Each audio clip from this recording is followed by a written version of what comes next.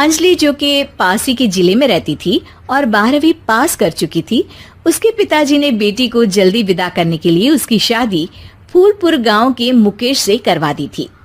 मुकेश कभी स्कूल नहीं गया था और इस कारण वो पढ़ा लिखा नहीं था और बाकी गांव वालों की हालत भी मुकेश जैसी ही थी।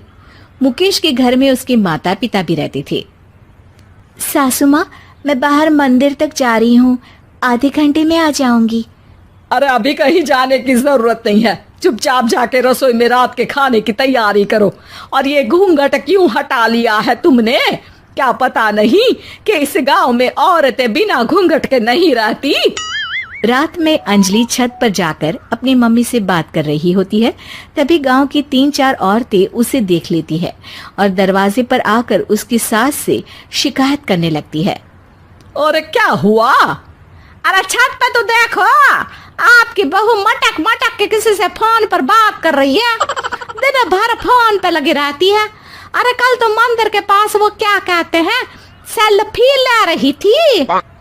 शहर की बहू रखना अच्छा शान की बात है, पर देखना इसके लक्षण से ये तो तुम्हारे परिवार को बदनाम ना कर दे। ये पहली बार नहीं था जब सास से गांव के लोगों ने अंजलि की बुराई या शिकायत नहीं की हो। अब तो ये रोज की बात थी। अंजलि ये सब सुन लेती है। जब वो नीचे जाती है तो मुकेश भी वहां आ जाता है।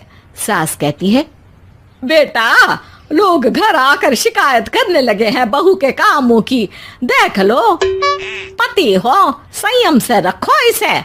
माँ जी, मैं तो अपनी माँ से बात कर रही थी क्योंकि यहाँ कोई बात करने लायक ही नहीं है और अब मैं माँ के पास ही रहूंगी। वहाँ क्या रहना, वहाँ बाहर के लोग तो ठीक है पर घर के लोग भी इज्जत ना दे सके। अरे नहीं नहीं अंजलि, ऐसा नहीं है, धीरे धीरे सब ठीक हो जाएगा, तुम फिक्र ना करो।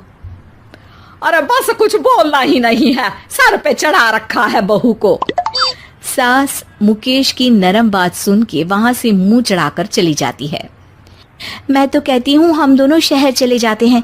मैं पढ़ी लिखी हूँ, मुझे वहाँ नौकरी भी मिल जाएगी और थोड़े दिनों में आप भी वहाँ कुछ काम ढूंढ लेना।